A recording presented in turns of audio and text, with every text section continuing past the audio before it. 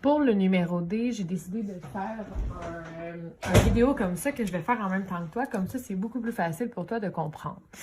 Donc, on demande ici, trouve la circonférence du cercle suivant à partir des informations données.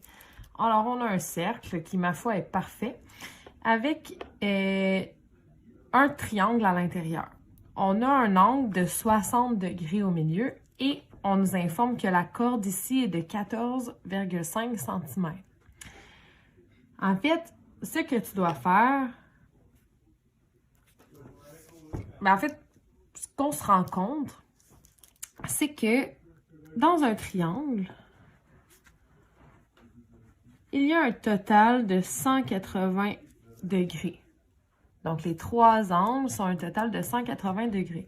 Si on enlève le 60 degrés qu'on a ici, il nous reste 120 degrés.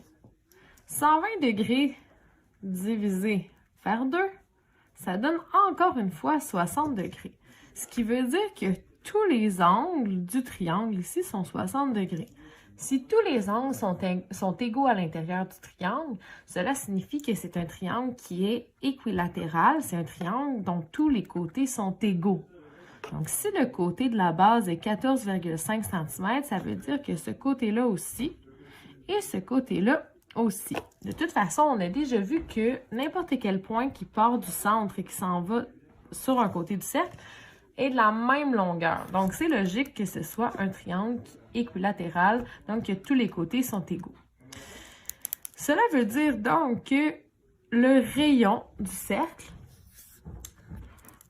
est égal à 14,5 cm. Maintenant, j'utilise ma formule pour trouver la circonférence parce que c'est ça qu'on cherche. On demande, trouve la circonférence. Donc, ma formule, C égale 2 pi R. Donc, C est égal à 2 pi fois 14,5. 2 fois pi fois 14,5. Donc, la circonférence est égale à environ, encore une fois, là, je ne fais pas le signe d'égal, c'est un signe de environ, 91,11 cm. Donc, j'ai ma circonférence.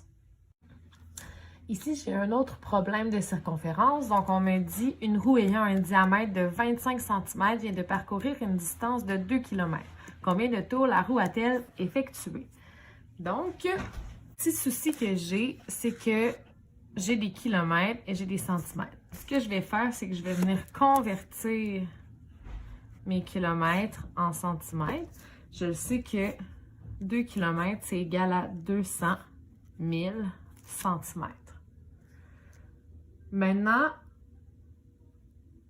vous êtes d'accord avec moi que quand on a une roue ici, si mon départ est là et que je fais un tour complet, bien, ça égale à la circonférence. Donc, je vais aller calculer pour un seul tour combien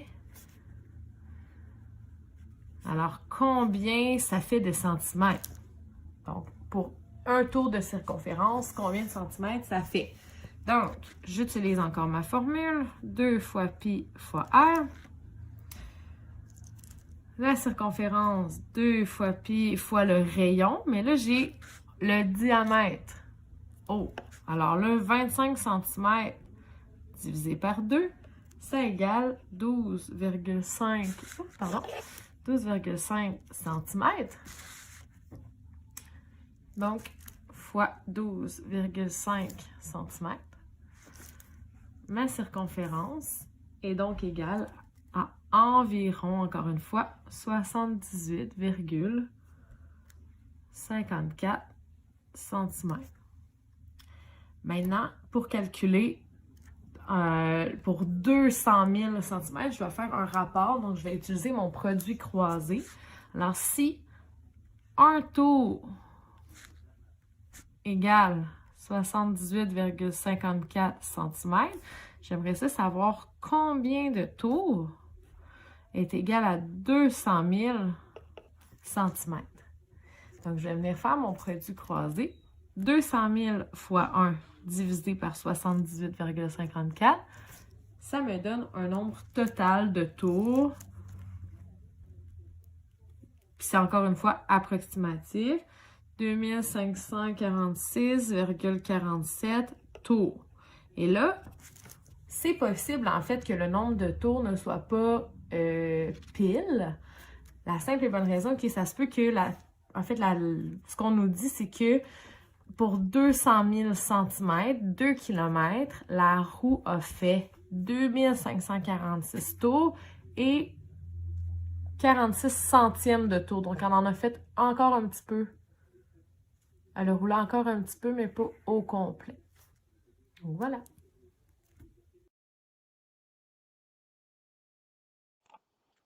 Donc, on est rendu maintenant à la mesure d'un arc de cercle. On se rappelle là, à la page ici que l'arc du cercle, c'est ce que je pointe avec la flèche noire. Donc, entre C et B, c'est vraiment cette partie-là qu'on veut calculer. Donc, c'est quoi la longueur d'un arc? Donc, si je retourne à la page, en fait, c'est vraiment une portion de la circonférence. Et si ce n'est pas indiqué, on s'intéresse toujours à l'arc compris dans l'angle qui est plus petit que 180 degrés. Donc, s'il y a un angle qui est plus grand que 180, alors à ce moment-là, on ne le prend pas, mais par contre, c'est censé être toujours indiqué. Mais si ce n'est pas indiqué, prenez en compte qu'on prend le plus petit arc. Et là, pour calculer la mesure d'un arc, on a besoin de... Attendez, je vais prendre mon petit surligneur. On a besoin de la circonférence et on a besoin aussi de la mesure de l'angle au centre. Et boy, j'ai défoncé ça. Attendez, je vais corriger. Et voilà. Alors, la formule est la suivante. Alors, l'angle au centre est égal à l'arc de cercle et 360 degrés est égal à la circonférence. Et c'est à ce moment-là que, grâce à cette formule-là, on va être capable de venir faire notre fameux produit croisé qu'on voyait ensemble juste avant le confinement. Alors, comme dans l'exemple ici, on dit « Trouve la mesure de l'arc AB ». Donc là, j'ai écrit ma formule « Angle au centre est égal à l'arc de cercle » sur 360 degrés qui est égal à la circonférence. J'ai inséré à l'intérieur de ma formule les données qu'on me donnait. Donc, j'ai ici 120 degrés. Oups. Je vais prendre le jaune, ça va aller mieux. Ici, 120 degrés. Donc, j'ai mis mon 120 degrés ici. Comme vous pouvez voir. Sauf que là, il me manque des informations pour pouvoir faire mon produit croisé parce que la chose que je cherche, c'est l'arc de cercle. Mais il me manque ma circonférence pour pouvoir faire un produit croisé. Par contre, je sais que pour calculer la circonférence, j'ai besoin soit du rayon, soit du diamètre. Et comme on peut voir, ici, j'ai un rayon de 8 décamètres. Donc, je vais être capable de calculer ma circonférence. Donc, ici, j'ai été en mesure de calculer ma circonférence avec le rayon qu'on me donnait juste ici. Avec tous mes calculs, ça me donne une circonférence totale de 50,27 décamètres. Donc, tout de suite, je peux aller changer où est-ce qu'il est écrit circonférence. Je peux aller changer avec mon résultat de 50,27 décamètres. Et là, étant donné que l'arc de mon cercle, c'est la seule chose qui me manque, c'est mon X, ben, je suis capable d'aller faire mon produit croisé. Donc, je vais faire 50,27 fois 120 divisé par 360, ce qui va me donner l'arc de mon cercle. Ce qui nous donne un total de 16,77 décamètres, donc environ. C'est pour ça que j'ai mis le petit symbole ici contre. J'ai mis ça ici. Oups. Bon, j'ai mis ma flèche tout croche. Attendez. Alors, j'ai mis ce symbole-là. Et également, je voulais mettre que c'était l'arc AB. Donc, c'est pour ça que j'ai fait la petite arc juste au-dessus. Voilà pour l'arc d'un cercle. Pour le numéro B maintenant, on doit justement trouver la mesure de la section orange. Là, je n'ai pas d'autres couleurs sur ma feuille, mais vous l'avez dans vos notes de cours. La section orange, c'est la section ici. Habituellement, en fait, dans le numéro précédent, on voulait chercher la section ici, donc le secteur ici. Mais là, on le précise dans la question que c'est la plus grande partie ici, qu'on veut trouver la longueur, on veut trouver la mesure de cette section-ci. Donc, ce qu'on va devoir faire, c'est qu'on va utiliser notre formule, encore une fois, qui est angle au centre sur 360 degrés est égal à l'arc du cercle sur la circonférence. L'angle au centre, je le connais, c'est 109,4 degrés. Donc là, je vais venir remplir ma formule avec les données que j'ai. Là, ici, ce que je cherche, en fait, c'est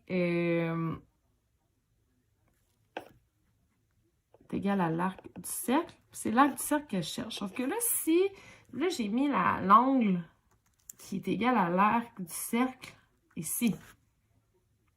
En fait, là, ma technique, c'est surtout de venir calculer cette partie-là pour ensuite venir la soustraire à la circonférence qui va me rester ça. Par contre, toi, tu peux tout à fait calculer l'angle de la section qu'on cherche. Parce que l'arc du cercle, c'est important que ce soit le bon arc qui est égal au bon angle. Là, moi, je le fais comme ça, puis je le ferai de l'autre façon par la suite. Mais bon, 109,4, l'angle qui est au centre, divisé par 360, en fait sur 360, est égal à l'arc de cercle que je cherche, puis la circonférence. La circonférence, je suis capable d'aller la chercher en faisant 2 fois pi fois r. Et le rayon, je le sais c'est combien? Je le sais que c'est 2 fois pi fois 1,8. Donc, si je viens sur ma calculatrice, je vais 11,31. Donc, c'est environ 11,31 km. Donc, je vais l'écrire au propre juste en dessous. 109,4 sur 360 degrés est égal à l'arc de cercle que je cherche sur une circonférence totale de 11,31 km. Et là, je peux maintenant faire mon produit croisé. 11,31 fois 109,4 divisé par 360, ça va me donner mon x, l'arc de mon cercle. C'est environ, un chiffre à virgule avec plein de 3 à la fin, mais ça va me donner environ 3,45 km. Sauf que je te rappelle que là, je viens de calculer ça ici. Donc, ce que je vais faire pour trouver la partie orange, c'est que je vais venir prendre la circonférence, en fait, la circonférence totale, moins la partie qui ne m'intéresse pas, 3,45.